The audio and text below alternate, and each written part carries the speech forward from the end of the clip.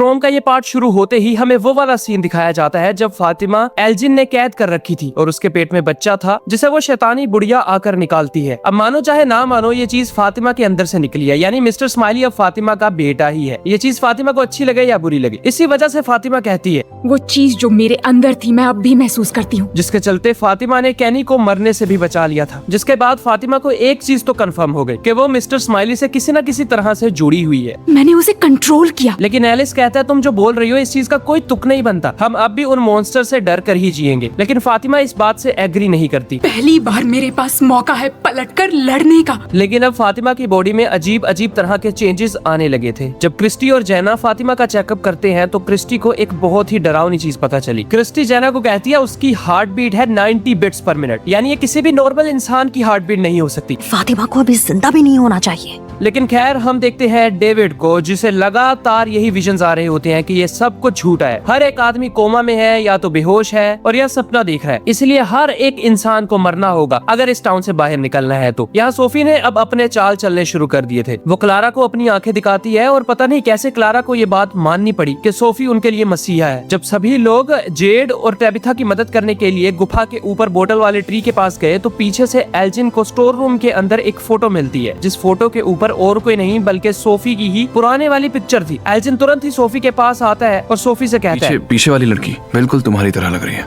क्योंकि ये लड़की मैं ही हूँ। और तभी सोफी ने एल्जिन की बाजू को जोर से पकड़ लिया। इधर सभी लोग अपनी अपनी पोजीशंस पर रेडी थे। नीचे जेड और तेबिथा हड्डियां निकालने में कामयाब हो जाते हैं और ऊपर सभी एक इशारे पर रेडी थे बोतल वाले ट्री को उखाड़ने के लिए। लेकिन नीचे तेबिथा और जेड ने देखा कि वहाँ पर मॉन्स्टर्स उनके पास आकर मुस्कुरा रहे हैं, मानो जैसे मॉन्स्टर्स अभी भी उनसे 10 कदम आगे हो। तेबिथा उन्हें देखकर तो डर गई, लेकिन जेड ने तेबिथा को सहारा दिया। जेड ने बोला हमें अभी के अभी इन सभी हड्डियों को बैग के अंदर भरना होगा, वरना हमें नहीं पता ये साले मॉन्स्टर्स कब अंदर आ जाएं और हमारी बोटियां कर दे। फोकस करती रहो, बस थोड़ी देर और। इसलिए तेबिथा ने हिम्मत रखी और वो काम कंटिन्यू किया जिसके लिए वो यहाँ पर आए थे। यहाँ ऊपर सभी लोगों को बहुत ज्यादा चिंता हो रही थी। सब लोग बस जेड के एक इशारे का इंतजार कर रहे होते हैं, लेकिन उन्हें ये भी तो नहीं पता था कि जेड जिंदा भी है या नहीं। काफी देर चुप रहने के बाद एलिस अपने पिता को बोलता है हमें नीचे सिग्नल भेजना चाहिए, अगर रिटर्न के अंदर उन्होंने भी सिग्नल भेजा तो हमें कंफर्म हो जाएगा कि वो बिल्कुल ठीक है। लेकिन बॉयड अभी फिलहाल भड़का हुआ था और उसे कुछ भी समझ नहीं लग रही थी। जरा खामोश रहोगे? वो काफी देर से नीचे है। बस ओके।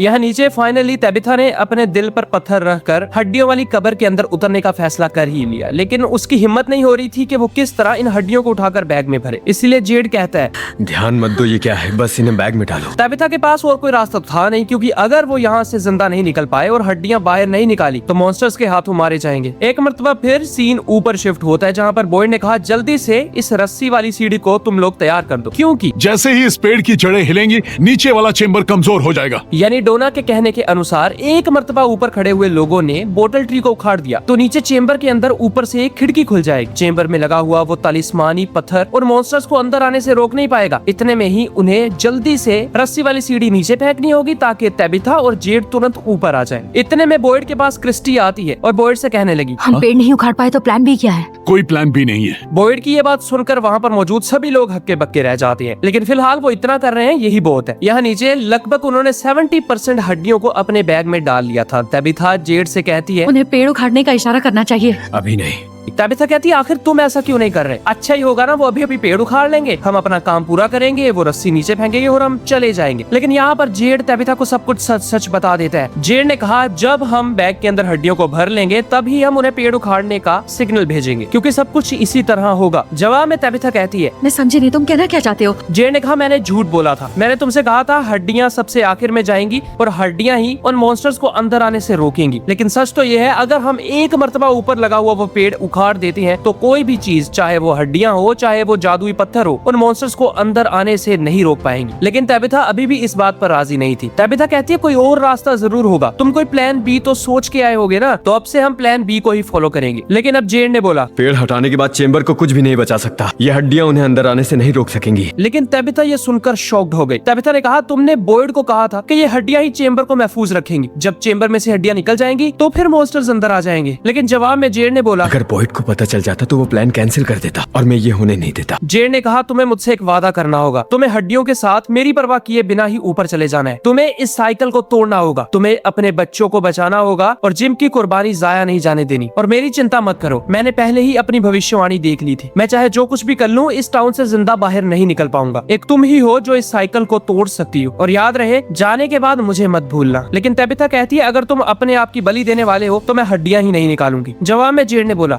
तुम्हारे बच्चों को घर जाने का हक है। बातों ही बातों में उन्होंने सारी हड्डियां बैग्स के अंदर भर ली, और अब फाइनली जेड अपने रेडियो को उठाता है और ऊपर सिग्नल देने लगा। लेकिन तबिथा लगातार उसे रोके ही जा रही थी। जेड, नहीं प्लीज ऐसा मत करो। लेकिन जेड अब किसी की भी नहीं सुनने वाला था। मुझे खुशी है तुम मेरे साथ थे। इसके तुरंत बाद ही उसने रेडियो से ऊपर सिग्नल भेज दिया। नीचे से सिग्नल मिलते ही बॉय ने कहा जल्दी से ट्रक स्टार्ट करो और पेड़ को उखाड़ दो। यहाँ नीचे तबिथा कहती है कोई और रास्ता होना चाहिए। यहाँ नहीं है। ऊपर ट्रक की मदद से वो पेड़ उखाड़ने ही वाले थे, लेकिन वो पेड़ बहुत ज्यादा मजबूत होता है और थोड़ा सा ही उखड़ने के बाद वो पेड़ एक जगह पर अटक जाता है। अब थोड़ा सा उखड़ा था, इस वजह से चेम्बर के अंदर छोटी सी एक खिड़की खुल गई, जिसके कारण मॉन्स्टर्स अब अंदर आ जाते हैं। उनको देखकर तबिथा के तो मानो होश ही उड़ गए। वो दोनों डर के मारे आहिस्ता आहिस्ता करके पीछे दीवार के साथ जा लगे, और ऊपर अब पेड़ 50% उखड़ चुका था, जिस वजह से थोड़ी सी लाइट ऊपर से नीचे चेम्बर के अंदर आने लगती है। और खुशकिस्मती से कुछ ही सेकंड्स बाद वो पेड़ पूरी तरह से उखड़ गया। ऊपर से आने वाली लाइट जिस पल उन मॉन्स्टर्स की बॉडी पर पड़ती है, उसी पल वो डर के मारे पीछे हो गए। मॉन्स्टर्स के बर्ताव को देखकर तबिथा फौरन बोलती है वो रोशनी में नहीं आ सकते जेड, वो रोशनी में नहीं आ सकते। और इस चीज को देखकर जेड को जरा सी राहत मिली। पेड़ उखाड़ने के अगले ही पल बॉयड कहता है वो सीढ़ी लो और नीचे गिरा दो। फिर बॉयड ने ऊपर से नीचे तबिथा और जेड को आवाजें लगाना शुरू कर दी। पहले तो जेड और तबिथा उसकी बात का कोई जवाब नहीं देते, क्योंकि उन्हें डर था कि मॉन्स्टर्स किसी भी पल उनके चिथड़े चिथड़े कर सकते हैं। लेकिन तभी जेड ने कहा जल्दी से सीढ़ी नीचे फेंको। और तुरंत ही बॉयड और उसकी टीम ने सीढ़ी को नीचे फेंक दिया। तबिथा और जेड बिना वक्त जाया किए सीढ़ी के ऊपर चढ़ना शुरू कर देते हैं, लेकिन सीढ़ी के बीचों बीच एक रस्सी बहुत ही ज्यादा कमजोर होती है, और ये सारा किया धरा सोफी का था, जिसने उस रात डाइनर के अंदर बैठकर सीढ़ी में हल्का सा कट लगा दिया था। अब तबिथा के वजन की वजह से रस्सी और भी ज्यादा कमजोर होने लगती है, लेकिन इस चीज के बारे में ना तो जेड और तबिथा को भनक थी और ना ही ऊपर बॉयड की टीम को कुछ भी खबर होती है। और जब आहिस्ता आहिस्ता करके बेचारी तबिथा सीढ़ी के सेंटर तक आ जाती है कि इतने में वो रस्सी कमजोर होने की वजह से टूट गई, जिससे तबिथा बेचारी काफी ऊंचाई से नीचे गिर जाती है। जेड ने तबिथा को सहारा दिया, लेकिन उन दोनों ने देखा कि मॉन्स्टर्स बड़े मजे से जेड और तबिथा की ये हालत देख रहे हैं, जिस वजह से वो दोनों और भी ज्यादा डर गए। इतना कम नहीं था कि बॉयड की टीम ने देखा अब दिन दिहाड़े आसमान पर काले बादल आ रहे हैं। वो कोई मामूली से काले बादल नहीं थे, बल्कि इतने ज्यादा गहरे थे कि देखते ही देखते दिन से रात हो जाती है, जिसके चलते यहाँ नीचे मौजूद मॉन्स्टर्स अब अपने असली रूप के अंदर आने लगे और आहिस्ता आहिस्ता करके जेड और तबिथा की ओर बढ़ने लगते हैं। ऊपर किसी को कुछ समझ नहीं आ रही थी आखिर दिन से रात कैसे हो गई। आखिर ये हो क्या रहा है, मुझे नहीं पता। यहाँ नीचे वो मॉन्स्टर्स जेड और तबिथा के बहुत ही ज्यादा करीब थे कि इतने में वहाँ पर एक जोरदार भूकंप आ गया और गुफा के अंदर बहुत ज्यादा पत्थर नीचे गिरने लगते हैं। पत्थरों से बचने के लिए डर के मारे मॉन्स्टर्स जेड और तबिथा से बहुत दूर चले गए। तभी सीन कट हुआ और हमने देखा टाउन का सीन, जहाँ पर पुलिस स्टेशन के अंदर बॉयड के कहने पर कैनी ने विक्टर को गिरफ्तार कर रखा था, क्योंकि विक्टर ने बॉयड और उसकी टीम को पेड़ गिराने से रोकने की कोशिश की थी। यहाँ पुलिस स्टेशन में लगी हुई सारी चीजें नीचे गिरने लगती हैं। इसलिए डर के मारे विक्टर ने कहा कैनी जल्दी से मुझे कमरे से बाहर निकाल दो, और कैनी भी विक्टर के कमरे का दरवाजा खोल देता है। दरवाजा खुलने के तुरंत बाद ही विक्टर ने बाहर भागने की कोशिश की, मगर कैनी ने कहा बाहर मॉन्स्टर्स हो सकते हैं, इसीलिए चुपचाप मेरे साथ यहीं खड़े रहो और हिम्मत बनाए रखो। लेकिन विक्टर अब बहुत ज्यादा भड़का हुआ था। विक्टर बोलता है मैंने तुम्हें पहले ही वार्निंग दी थी, तुम लोग सही नहीं करने जा रहे, देखो अब तुमने क्या कर दिया। यहाँ काफी देर भूकंप के झटके सहने के बाद आखिरकार भूकंप शांत हो ही जाता है और मॉन्स्टर्स एक मर्तबा फिर से उठकर उन पर हमला करने के लिए आगे बढ़े। लेकिन तबिथा और जेड ने वहाँ से उठकर एक दूसरे रास्ते की ओर भागना शुरू कर दिया, जो रास्ता अभी अभी भूकंप की वजह से बना था। उन्हें कोई अंदाजा नहीं था कि आखिर वो जा रहे हैं तो जा कहाँ रहे हैं, लेकिन फिलहाल उन्हें मॉन्स्टर से बचना है, इसीलिए वो यहाँ वहाँ तो भागे गई। लेकिन कमीने मॉन्स्टर्स भी उनका इतनी आसानी से पीछा नहीं छोड़ेंगे, वो भी उनके पीछे पीछे जहाँ जहाँ जेड और तबिथा जाते वहाँ वहाँ जा रहे थे। यहाँ ऊपर बॉयड नीचे तबिथा और जेड को आवाजें लगाता है, लेकिन तभी सबको जंगल में से मॉन्स्टर्स की आवाजें आने लगी। हम ऐसे खुले में बिल्कुल नहीं रह सकते। लेकिन बॉयड अभी भी जेड और तबिथा की ही चिंता कर रहा था। तबिथा!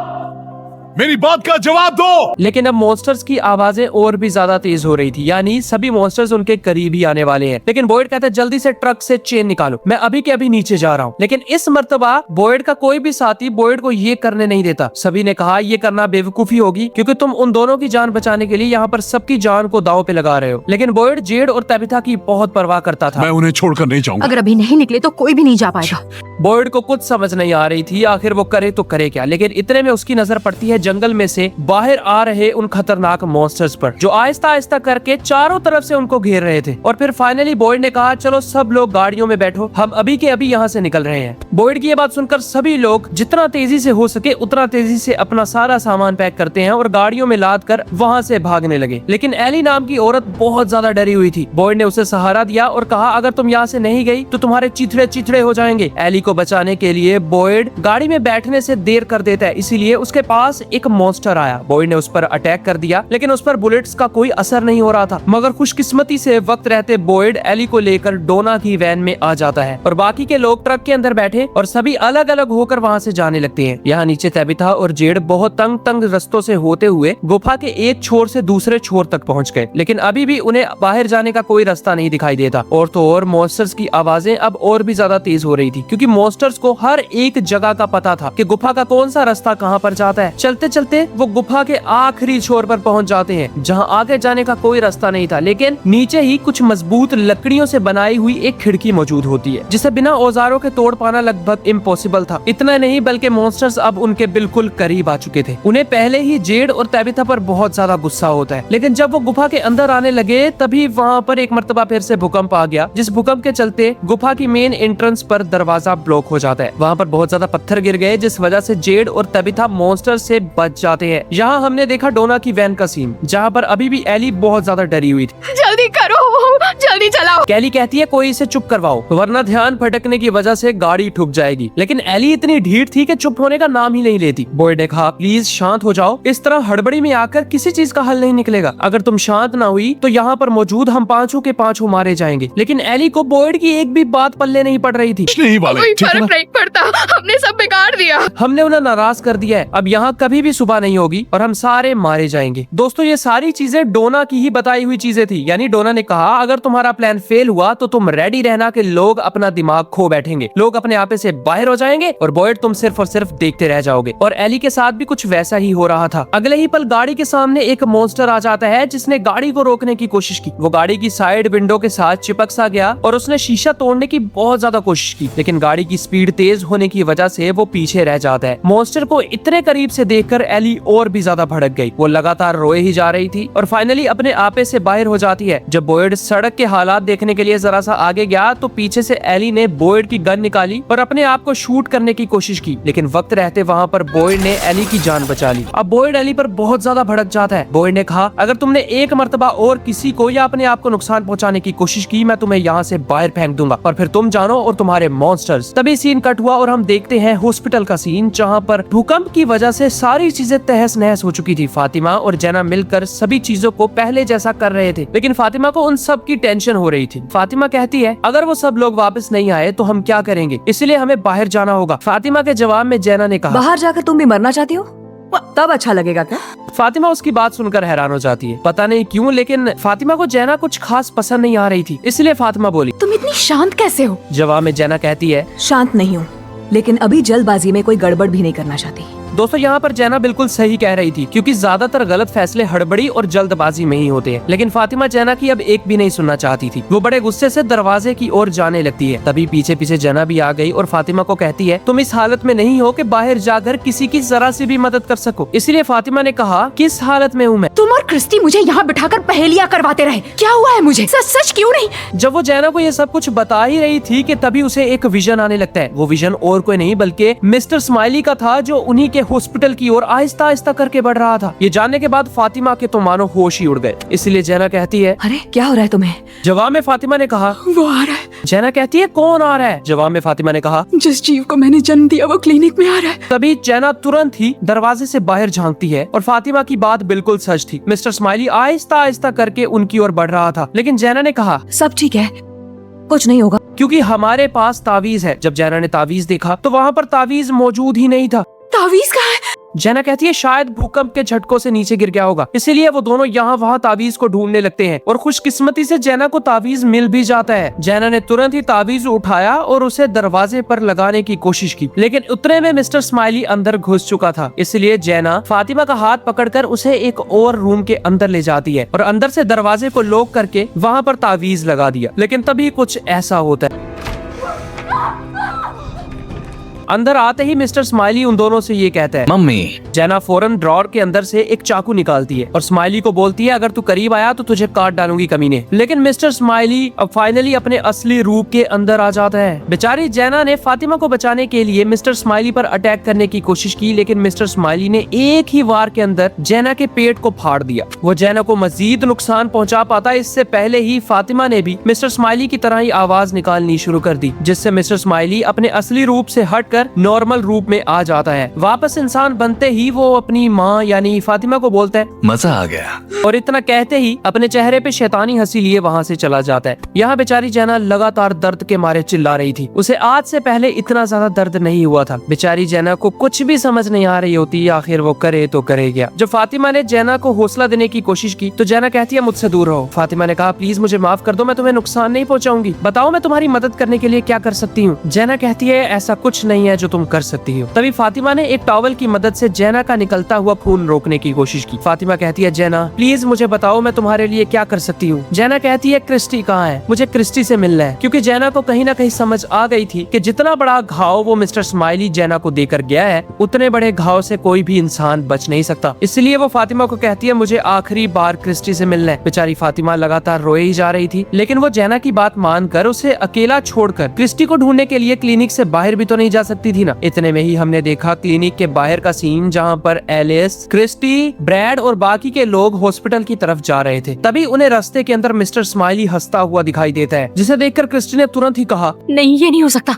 और उन दोनों को जेना और फातिमा की परवाह होने लगती है और वो फौरन से हॉस्पिटल के बाहर पहुंच गए। सब अंदर आ जाओ, नहीं, जल्दी अंदर। अंदर आते ही वो फौरन फातिमा की आवाज का पीछा करते करते उनके कमरे में आ गए और ये भयंकर नजारा देखकर क्रिस्टी और एलिस हक्के बक्के रह जाते हैं। क्रिस्टी तुरंत ही जेना के पास आई, जहाँ पर जेना कहती है मुझे माफ कर दो, मैं निकलते समय तुम्हारे साथ नहीं होंगी। क्रिस्टी ने कहा प्लीज शांत हो जाओ और फातिमा जल्दी से जाकर लॉबी से मेरा बैग लेकर आओ। फातिमा तुरंत ही भागकर क्रिस्टी का बैग लाने चली जाती है। यहाँ क्रिस्टी कहती है जेना प्लीज तुम्हें हिम्मत रखनी होगी, मगर बेचारी जेना अब दर्द को बर्दाश्त नहीं कर पा रही थी। हालत खराब है क्रिस्टी। क्रिस्टी ने कहा इन सब बातों के बारे में मत सोचो, इस दर्द को किस तरह बर्दाश्त करना है प्लीज इसके बारे में सोचो। लेकिन अगले ही पल बेचारी जेना क्रिस्टी को आई एम सॉरी कहकर अपनी जान दे देती है। जेना की मौत देखकर क्रिस्टी हर तरह से टूट जाती है। बेचारी फूट फूट कर रोने लगी क्योंकि जेना क्रिस्टी को बहुत चाहती थी। तभी वहाँ पर फातिमा भी आ गई, लेकिन अब इस चीज का कोई फायदा नहीं था। बेचारी जेना अब इस दुनिया में नहीं रही। वो बेचारी आखिरी बार भी फातिमा की मदद करते करते मरी और ये चीज फातिमा को अच्छी तरह पता थी। यहाँ अभी भी जेड और तबिथा गुफा के अंदर ही फंसे होते हैं। उनके पास ना तो कोई पत्थर था जिससे गुफा के अंदर आने वाले एरिया से वो अपने आप को मॉन्स्टर से बचा पाए, और यहाँ से निकलना कैसे है इस चीज के बारे में भी कुछ प्लान नहीं होता। इसी तगड़े सस्पेंस के साथ ये पार्ट यहीं खत्म हो जाता है। थैंक्स फॉर योर टाइम दोस्तों।